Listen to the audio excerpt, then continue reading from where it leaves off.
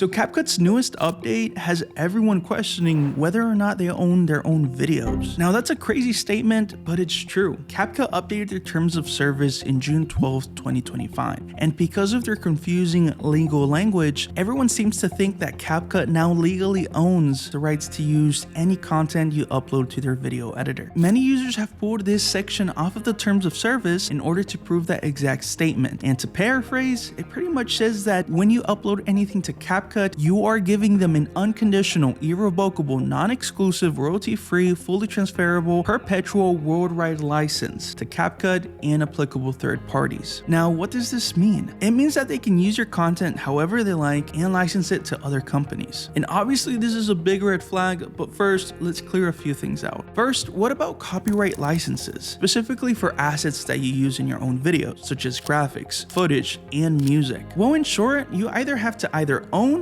or have the license to use any assets found in your video, because due to reports, CapCut is not going to be held responsible for any of those violations. Second thing, there's a lot of debating about what content CapCut is using. Apparently, it only applies to content uploaded to CapCut's online cloud services, meaning if you just use your video editor without any cloud service and fully offline and save your content locally to your device, you will not be granting them any rights to use your content. But here's the thing, because of the controversy, CapCut actually released a statement saying, amidst the update, there has been some confusion around the pre-existing legal language in our terms around user-generated content. Some people are concerned that this may give CapCut broad rights to use or monetize your content or likeness without your permission. This is not the case. The article goes on to explain this legal language and why it's necessary, as well as to clarify what these rights are actually granting them. Now, it's important to realize that CapCut is not the only one to have terms of service like these. In reality, most services like Instagram, TikTok, and YouTube have a similar language. However, the reason why it's so surprising coming from CapCut is because it's a video editor first, and it's a much more aggressive take compared to the others. Not to mention what happened to ByteDance with its own controversy on the TikTok ban earlier this year. So just to reiterate, you still own your content, but CapCut gains some rights to all the content you upload to its service platform. So yeah, it's still pretty alarming not knowing to what extent it's going to be used for. Keep in mind that this is still developing and not everyone knows all the answers. However, feel free to keep researching. There's a lot of good videos out there, and I'll link all the articles and posts that I found on this topic. If you decide you want to try out some CapCut alternatives, I made a video on that. It's pretty good, so go check it out. See you over there.